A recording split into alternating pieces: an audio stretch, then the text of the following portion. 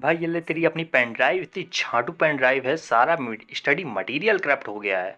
फेंक दे अपने किसी कूड़े ओड़े में। क्यों थक रहा है यार? ला मैं ऐसा ही करके देता हूँ, इसीलिए कहता हूँ गुरु टेक्निकल क्लब को फॉलो कर लिया होता तो ये दिन देखने ना पड़ते। हमेशा पछताता रहता है कि फॉलो कर लिया होता तो।